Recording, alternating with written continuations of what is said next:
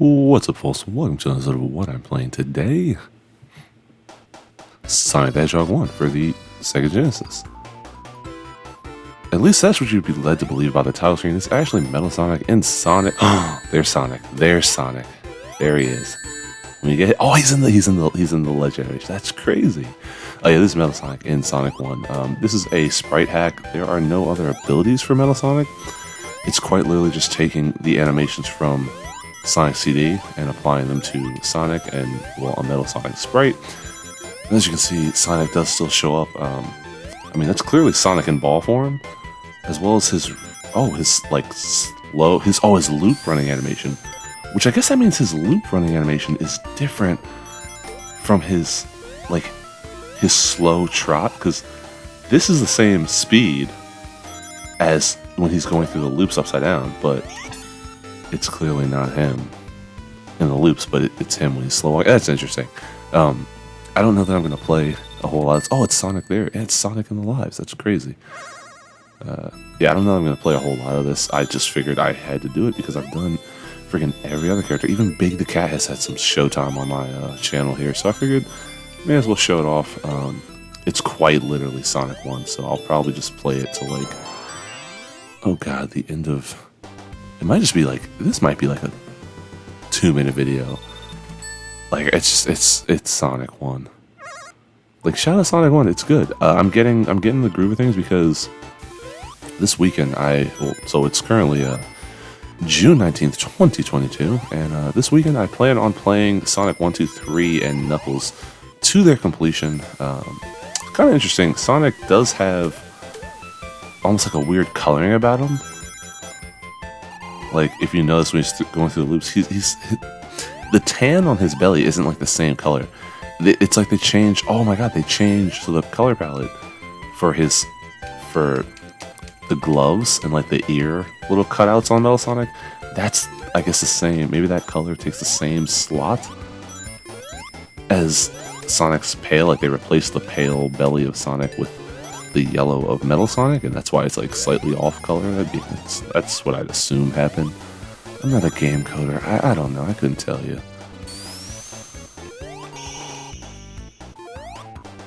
But yeah, no, he definitely looks a little bit off. Sonic, that is, but that's neither here nor there. But yeah, I plan on playing probably a full playthrough of Sonic 1, 2, 3, and Knuckles. I might do it for the channel. So I have the game pre-ordered on the Xbox Series X, but I am also tempted to get it on the Switch because I'm going to be going away for a little while, for a week. And because of that, I'm maybe I should, there we go. Oh, can I get it? Can I get it? Oh, no, I missed one every time.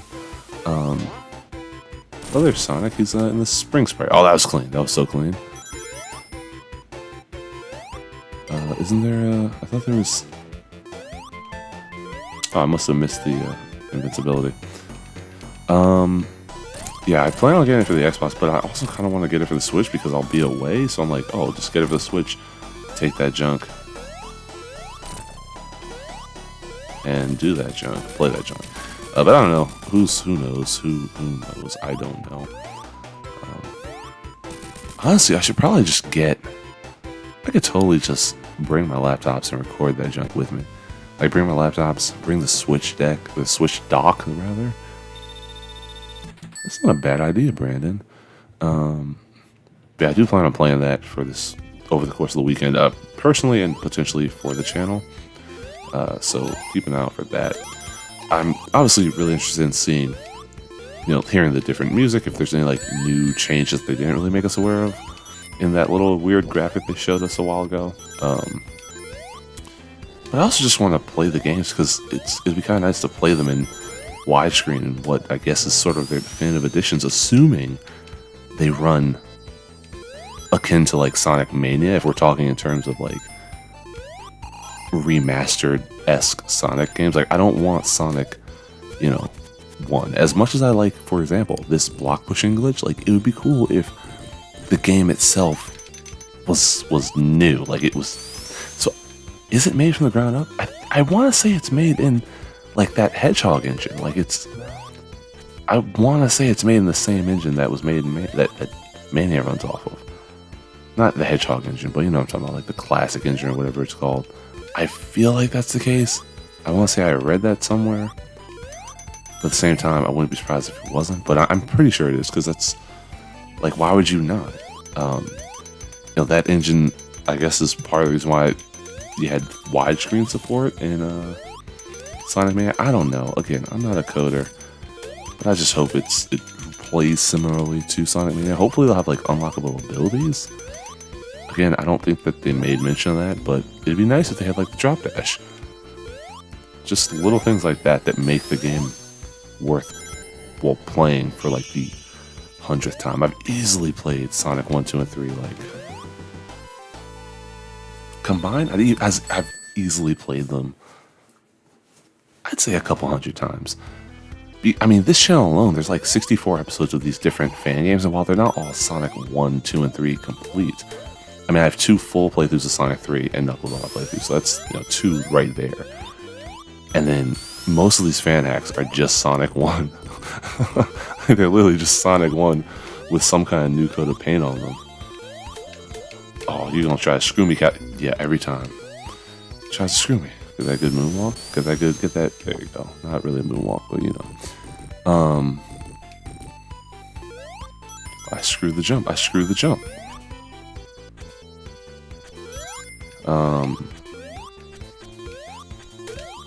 Oh, I thought I had it. Oh! There's spike glitch. That's crazy. So maybe maybe it was worth playing. Maybe that's why this was worth playing. Because there's spike glitch. That's about the only thing. Which that means this is based off of like the original version of Sonic 1 that has the freaking spike glitch, which is pretty crazy when you stop and think about it. Because most games, despite the fact that, you know, they're fan games, most of the ones that we play on the channel, that I play on the channel, I don't know why I said we, most of them don't have spike glitch, which is pretty fascinating.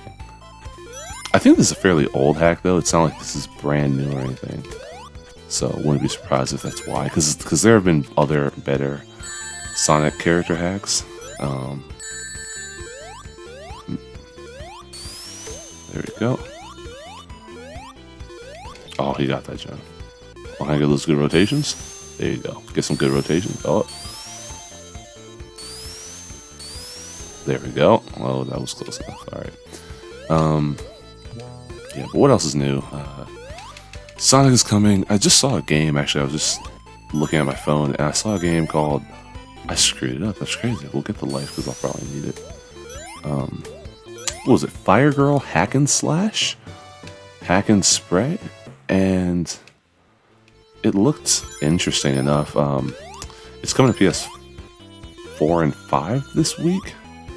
And like June 23rd, I want to say, 2022. And it's interesting because it looks good. Like, it kind of has that weird, like, 2D art style that Triangle Story and Octopath Traveler have, where it's like 2D but kind of 2.5D with like and the 0.5 is really just like incredible separation, like depth of field, shallow depth of field usage, where you can, like, everything in the background just kind of ends up looking really foggy and whatnot. I really like that art style, but I was reading reviews and it looks like it's kind of a crappy game. Like, the levels are randomly generated, which I'm not a fan of randomly generated levels necessarily, but I do think that they have to be done well, where, like, there's an ample checkpoint system, because if you screw up and you just end up dying a bunch because the levels are randomly generated, then it's like, well, that's not really fun. That's how they get you. Alright, let's just get out of here. Oh, I'm just gonna go to Spring Arizona. There's no need for me to play this for freaking 40 minutes. That's a waste of my time and your time. But it is my goal. Like, it's not like an official goal, but it kind of is my goal to just play every Sonic fan hack that is on Sonic Retro, and more importantly, to do it. And I guess in a sense, also the Sonic hacking contest, like all the classic ones at least. I have to look into how to install hacks for, like, the 3D games and whatnot, because they have, like, a lot of cool hacks in those games or for those games, but I don't have those games on PC because I'm not really a PC console, not really a PC player.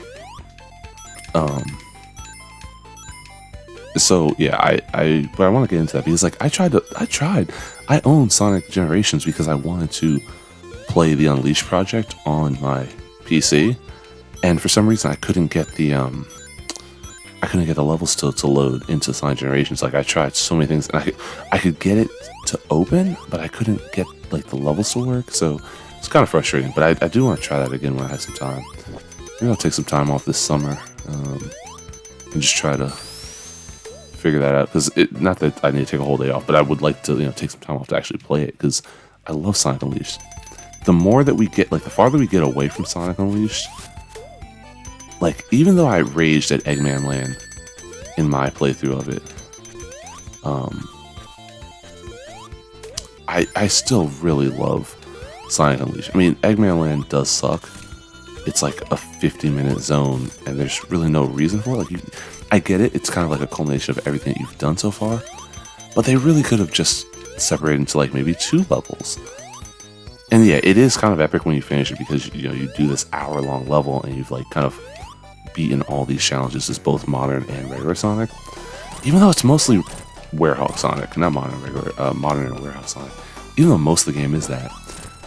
But aside from Eggman Land, and aside from sort of the poor pacing after you get to Shamar, because like it's funny because like, okay, I know I'm like talking all over the place, but like Sonic is never really a poorly paced game. Like I guess the first time the pacing came into play was with the 3D series, where you have more like cutscenes and other characters and whatnot that you have to play as, and that interrupts like what you could consider the core of the game, which is like Sonic's gameplay and maybe by proxy. Just listen.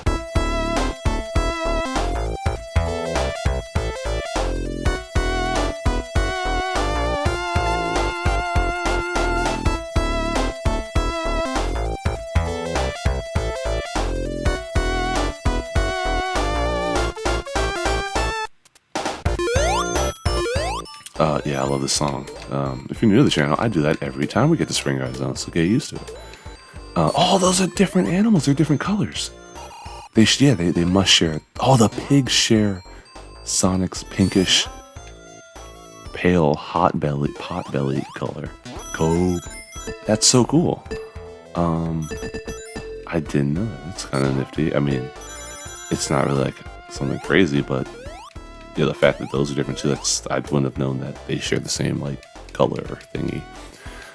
But yeah, pacing never was a problem until like the 3D Sonic games. And then I think Sonic Adventure really, first 3 stories solid. Just variations on the same classic Sonic gameplay. Also, he doesn't have a look up animation, the screen just goes up, which is weird, but okay.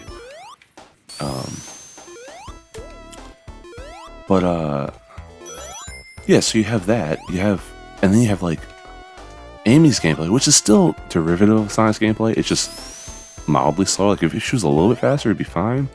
But it also adds to kind of the chaos of her game, or like kind of the panic of her gameplay, because she's slower and she's being chased. So like it works a little bit better. Like she has to constantly move, even though she's not as fast as Sonic. Whereas like Sonic could outrun the freaking robot chasing her, so it's not as like scary, or it wouldn't be as scary. And then of course Gamma's slow, but it's mildly Sonic-y, I guess. Not really. And then you have Big, and so like pacing became a problem there. I think Sonic Adventure 2 did a much better job at pacing because it took it streamlined the gameplay, so it's like 3 styles of gameplay, and it's just level, cutscene, level. Like it's just the meat of what you want. There's no exploring, there's no hub worlds. And then I think Sonic Heroes did a much better job of even that, because the levels were just, for the most part, outside of like Hang Castle and whatnot, were just paced really well, and they really streamlined the gameplay because all 4 teams had the same style of gameplay. As opposed to even feeling like you have to switch between things. The only time you switch, obviously, was in levels, when you switch between the different characters. And so when it comes to Unleashed, I'm not going to go through every single game here, but when it comes to Unleashed, I get the pacing was, I think, a problem, both in terms of the Werehog and the freaking modern hog.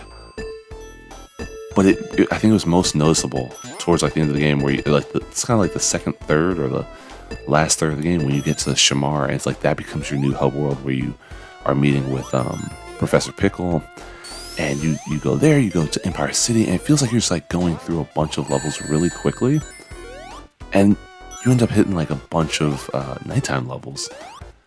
And I don't know, it doesn't always seem like it's the best paced of the section of that game. But at the end of the day, all the levels felt like Sonic levels, so I just kind of gloss over it and enjoy it. And like I said, even though Eggman Land pisses me off, it's still a fun game. It's just good, and new Sonic doesn't look good. I don't know where I was going with all this, but new Sonic doesn't look good. Frontiers doesn't look good. Force has sucked. Just give me Unleashed remastered. Like, I don't care about. Just keep remastering. How about that, Sonic Team? Just keep remaking the same freaking games, and I'll be fine with that. That's the goal now. We're just gonna have every year. It'll just be a remake of some other Sonic game that's already come out, so that we don't have to deal with like new creative ideas. But yeah, I think that's gonna do it for this episode of what I'm playing. I have some other games in the can. One of them I'm actually going to try to play right now. It wasn't working for me before, but we're going to see if it works. I'm not going to say it because if it doesn't work, then that's kind of weird. But yeah, for some reason, like the press start for some of these ROMs is not showing up. So I don't know what that's all about. But like I said, that's the end of this episode. Go watch the next episode, or go watch something else in the playthrough, which is probably on the screen right now. As always, thanks for watching. We'll see you in the next one. Have a great day.